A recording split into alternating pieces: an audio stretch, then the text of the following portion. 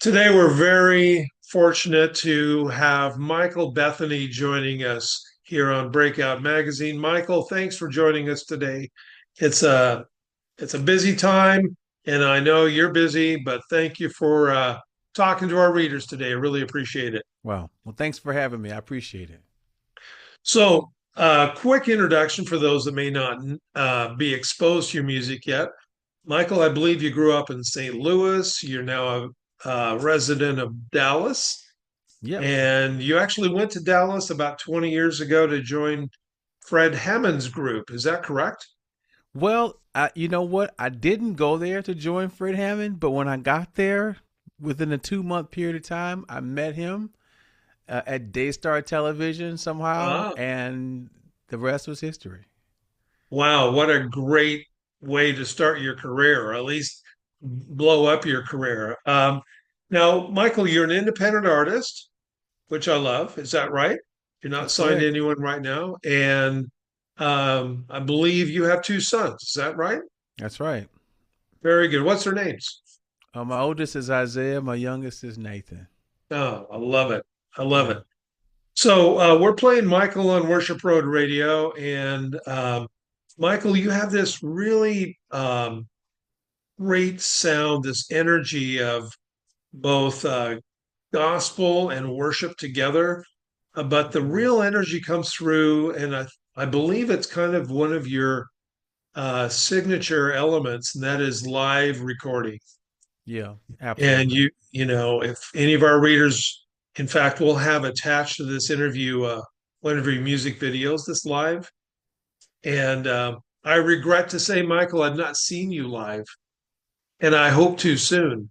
Mm. But the videos you produce is the next best thing. And I'm a live music fan, and so I love what you're doing there.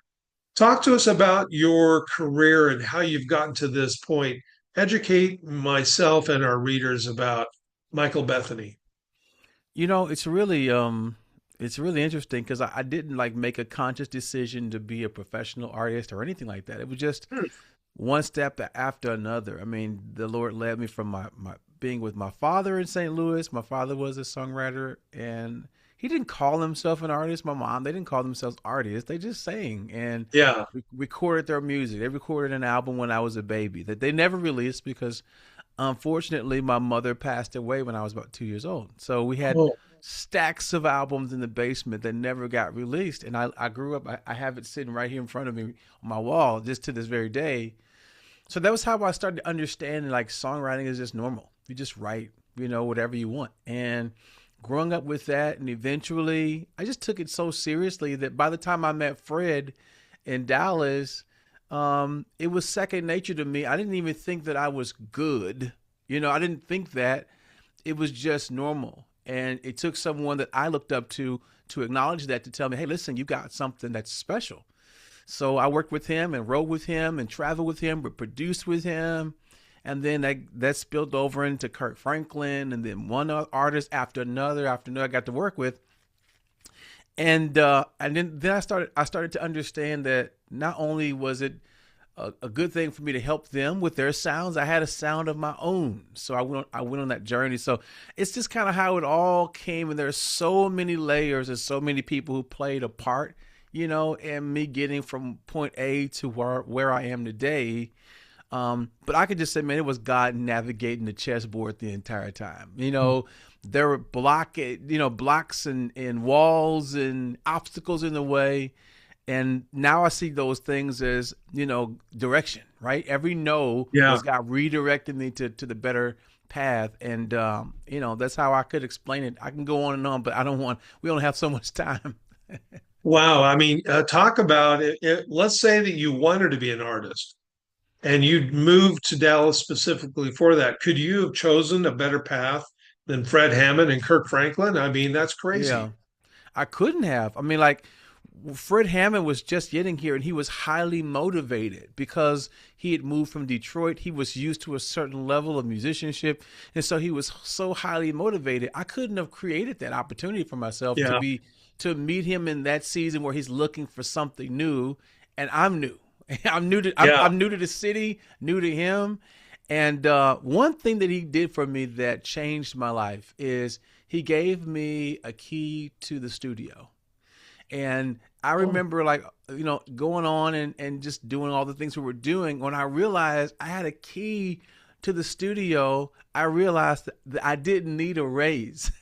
I realized I need to use my key to the studio to increase value. And that was something that I learned. Like, take advantage of every opportunity that's right in front of you, because you mm. have no idea how that's preparing you for the next opportunity that you don't see. Boy, that's great. Great insight and a great story. Um, so you've talked about your father being a singer, songwriter, although not Yeah. self-described that way. And you've had this Hall of Fame uh, mentoring and mentorship. Who's been the group or person or artists that have inspired you along this journey? Wow, that is not an easy question, my friend. I almost resent you for asking me. I don't know how to answer that question. Okay, so I will say I've said Fred Hammond. He was a huge part of that, because from my childhood to my adulthood, he was always a part of the soundtrack of music and writing development. Like, wanting to write songs that I would hear him singing. And then there's just so many other artists that have, like Israel Houghton. I remember Oh, when he started to emerge, and I would see him, and the way he led worship, the way it was like something so fresh and new, but it was familiar. It was a blend of something I grew up with something else that I wasn't as familiar with, and I loved it. And oddly enough, I mean, people may not see this in the way I lead, but Donnie McClurkin oh, um, was one that when I would see him sing, I wanted to have the kind of authority he had. Like, the way he could command a room in a situation, whether he was talking, sharing a story, or setting up a song. Like, man, I want to be able to do that. Like, I don't want to just sing. I want to have that strength. Those are some of the people that really not just affected how I sing, but how I stand, the position and posture of leading people in worship, that confidence, the sound, all those different things, and the list goes on. I'm glad I asked that question, even though you might resent me for it. That's really good insight. And I mean, you've had such an interesting path and inspiration in that. Where do you think, where do you think worship is now in the industry, in the world, and what role do you think worship has with the church, the Big C church? You know, so I think in answering this question, we're talking about music, right? We're talking about Yeah. the songs that are being played. I think if we're not careful, the songs will take a front seat to what really should be something that's offered to the Lord. And Yeah. sometimes we can get things out of whack. And even in that, sometimes we see a lot of artists trying to write songs to be discovered, to be seen, to be promoted, to gain opportunity, when every song should be an offering. There are more songs being written and produced and released than ever before. Not only are people doing it, now AI is involved. So now we've got Oh, yeah. artificial intelligence entering in and releasing thousands and thousands of songs at a time faster than humans can write them and produce them. I think we definitely need to take a moment to get our priorities in order, to understand what worship songs are for. They are an offering to the King. They are an extension of not just your song, but your heart and your relationship with God. And so I do get concerned with some of that, but I also understand that while that's happening, God is still moving. God's still using a lot of this music Yeah. all over the world. I see it. This is the other thing that's beautiful. Now a song can be released in Dallas, where I live, and reach people in Indonesia, reach people in jungles, or in Sri Lanka, or different places, remote places in the world. I saw something that really blew my mind when I was in Sri Lanka some years ago. We went out to the jungles, and I saw they had somehow taken the power lines from the town, and they had extended them into the jungle through trees. Oh my And gosh. on top of mud huts, I'm looking at these satellite dishes. And I'm like, how do you have a rigged power line and a satellite dish on a mud hut? In All the it goes to jungle. say, in the jungle, right? Where we're Yeah. building wells and doing missions work. All that to say is technology is being used by God to reach people in remote places that I could never personally do it. And so writing a song now has an opportunity to reach people who need to hear it more than ever.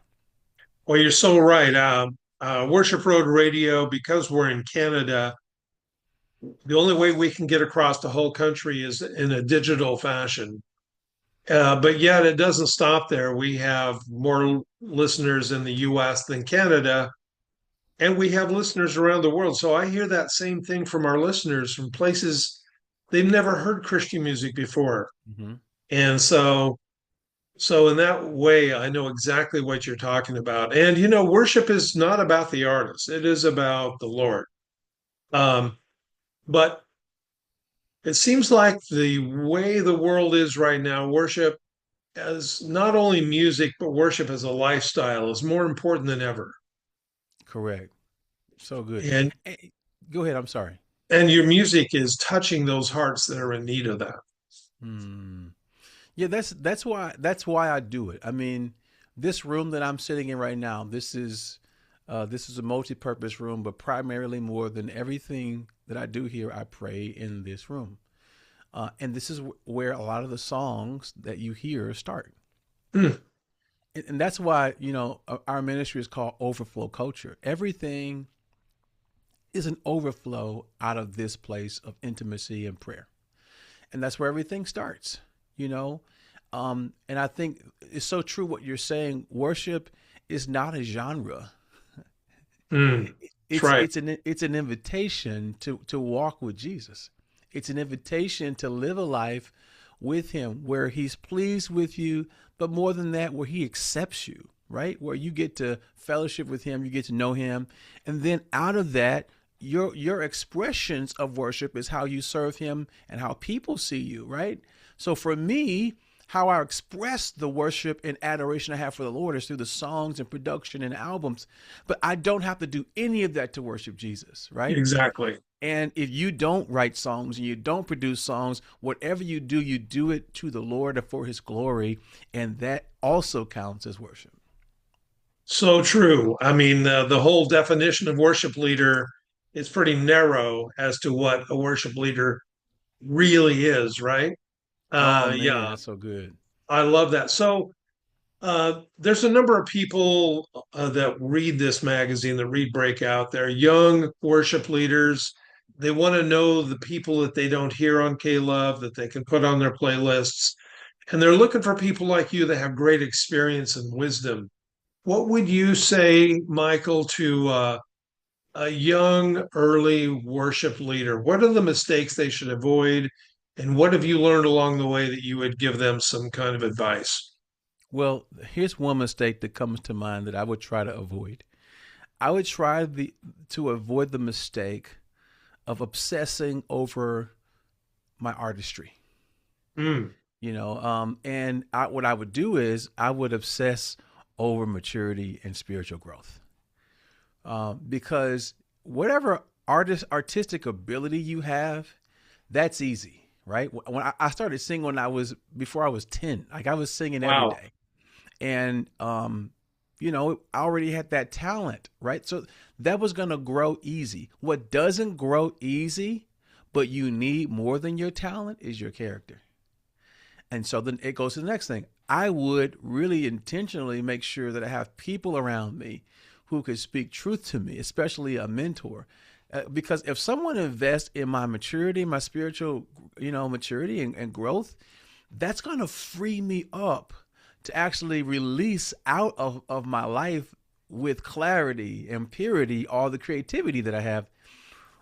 Which leads to my next thing. I would say focus on skill sets that are administrative. Focus on skill Mm. sets that surround your creativity. The album that we're talking about now, Sanctuary Live, that came out, I'm only able to do that as an independent artist because I have other skill sets and abilities that allow me to operate in the space of an entrepreneur. Because now I can Mhm. organize, I can create, but I can also administrate what I'm creating and deliver that in a way that's helpful for people to enjoy, to utilize in their own lives. And so a lot of what people think, man, I just want to sing like you, I just want to write music like you. It's like what you have to learn to do is lead like me, to organize the way I do, because those things, they aren't the things I fell in love with. They're the things that my father enforced and made me embrace. And they're so important. The platform for creativity is spiritual maturity and depth in your character, and then your abilities to do things that serve creativity. And that's what really matters. And always invest in creativity. Always keep that flowing, but keep it submitted under spiritual authority, the word of God, spiritual growth and maturity, and people that surround you that make you as a person better. That's extremely valuable wisdom that you've just given, Michael. And am I right in characterizing that to say that working on your maturity and your character will ultimately lead to your artistry, 100%.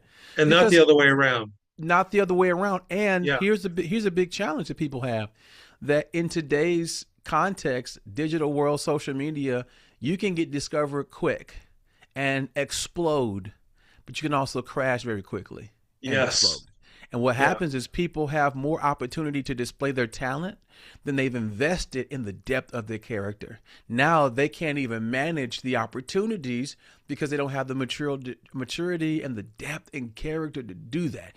Even the discernment to know what's a good opportunity, what's a bad opportunity. Like the understanding, what is my vision? What is my mission? What is my purpose? If you don't know what your vision, your mission, and your purpose are for doing anything, you will do anything. And that's not a mature way to go about life. Just because you can do it doesn't mean you should do it. But that's the difference between a mature person and a yeah. talented, gifted, immature person. They don't know what they should be doing and when or why. Wow. I'm glad I asked that question. That's really, really good. And I know a lot of readers are going to hang on to that. Let me ask you another question. Kind of an open-ended question. What's God been teaching you lately? Man, I'm so glad you asked me that question. One of the things I've really been wrestling with just this year is the idea of purity. You know, Psalms 24: Who shall ascend to the holy hill of the Lord? Those with clean hands and a pure heart. And I meditated that as the year started and getting into the year, and I realized that there are things in this season of my life that the Lord wants to purify and make better and more clean. And I realized that purity is relative. So, a kindergarten class should be clean enough for those kids not to be harmed. But purity in a kindergarten class is not the same as in a Michelin 5-star restaurant. Mm, Right? That's different. However, as clean as that restaurant might be or that kitchen might be, there's a different level of purity that comes into account for a surgical room, or surgery, mm, or operating room. There's different things, and so for me in the season of my life, I'm learning to allow the Lord to purify things that I thought in a past context should have been fine, but it's not fine today. interesting. I'm in a season of my life where I have to be better, I have to be stronger, I have to be sharper now, and there are things that the Lord is leading me to let go of in this time of Mm, my life. And there are things like, I love that show. And it's like that show's not it's not harming anything. It's like, but it's taking up time in your heart and your mind that belongs to the Lord, and you probably don't realize you're comparing earthly things as opposed to earthly things to heavenly mm. things. And now, because something's not as bad as something else, to you it's Oh, clean, as opposed to comparing preach it it. to what does God think about this 45 minutes and the content I've consumed, and how does it matter to him, and what would he have done with the time if I had submitted that to him.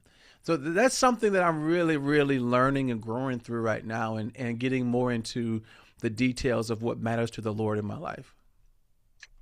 Wow, so true. And I would love to know some of the insights that you've had along the way, because isn't it so easy to start doing that rational thought? Well, it's not as bad as this or it's not as bad as that, but we know the standard, Right. right?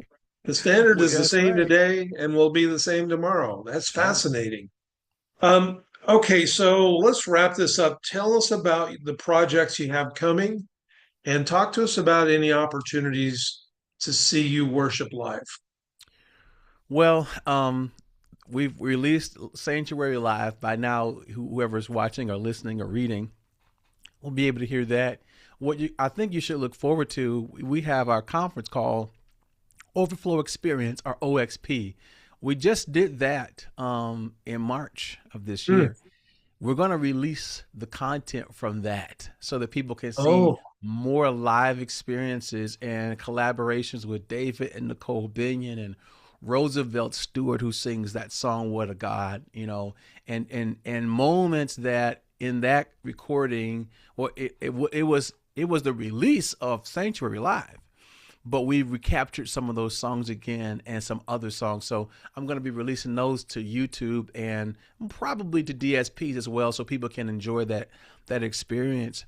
And I'm looking forward to doing more of the Overflow Experience conferences over the next years or so, because it just was such an incredible time. So be on the lookout for OXP. So make sure you stay in touch with us, Michael Bethany Official, Instagram, and just check out our website. And you can actually go to michaelbethany.com and you can pre-register for next year for nice, 2027 today. So just a nice. few things coming up. Hey, can you give us a little teaser on when we might expect OXP? Oh yes. So we've been, for the last 2 years, we've done it in the month of March, and I think that works, right? Yeah, And so we're planning next year to do it in the month got of it. March. We're working on the date now. We are a baby conference, but it's growing quickly. This year was our second year, and we almost 5x our attendance No in kidding. in 1 year, and it was an incredible time. So I'm looking forward next March. So make sure you start, just put that on your calendar and be on the lookout for the exact dates for next March. And I can't wait to announce that. Well, I can't wait to see you live myself. Michael, it's been a not only a pleasure, but an inspiration. You've really already touched my heart. You've led the Lord to touch my heart. I know you will for the readers as well. Thanks so much for your time today. I really appreciate it. Thank you. It's been an honor.